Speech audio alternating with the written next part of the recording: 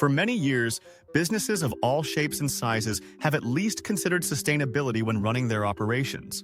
Many people, including customers, investors, employees, and job candidates, care about how a company impacts the environment. And reducing energy use, water consumption, and waste generally lowers operational costs. However, the current environment regarding the environment has changed. With the passage of the One Big Beautiful Bill Act, OBBBA, the federal government has disincentivized businesses from taking certain green measures.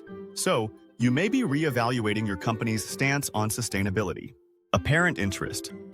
According to one survey, a serious interest in sustainability remains present among many businesses.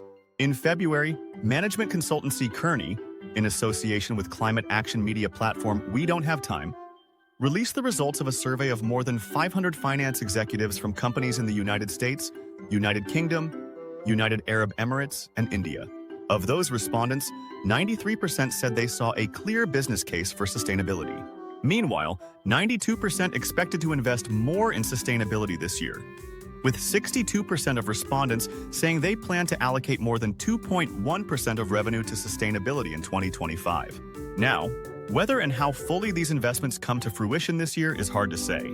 However, the fact remains that sustainability has been and will likely continue to be a strategically significant factor in many industries.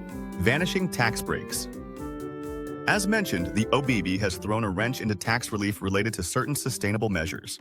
For example, the Section 179D Energy-Efficient Commercial Buildings Deduction has been around since 2006.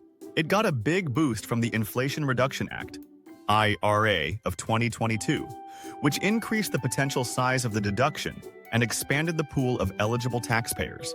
However, the OBBBA permanently eliminates this tax break for buildings or systems on which construction begins after June 30, 2026. The OBBBA also nixes an incentive for the business use of clean vehicles.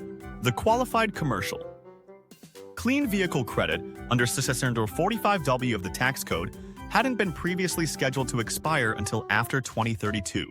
However, it's now available only for vehicles acquired on or before September 30th, 2025. Depending on vehicle weight, the maximum credit is up to $7,500 or $40,000. Has your company installed an electric vehicle charger or another qualified dispenser of or storage facility for clean-burning fuel? If so, you may be able to claim the Alternative Fuel Vehicle Refueling Property Credit under Section 30C of the tax code. The IRA had scheduled the credit, which is worth up to $100,000 per item, to sunset after 2032.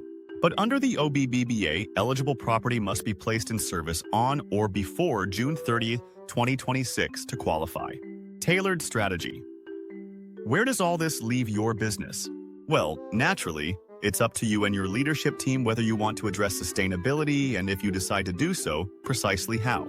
Typically, when devising or revising a strategy in this area, your company should conduct an up-to-date baseline assessment of energy use, water consumption, waste generation, and your business's overall carbon footprint. Set clear goals and metrics based on reliable data and the input of professional advisors. Address the impact of logistics, your supply chain and employee transportation, and communicate effectively with staff to gather feedback and build buy-in. And don't necessarily give up on tax incentives. Although some federal tax breaks may be going away in the near future, state and local ones might exist that could benefit your business. Your call. Again, as a business owner, you get to make the call regarding your company's philosophy and approach to sustainability.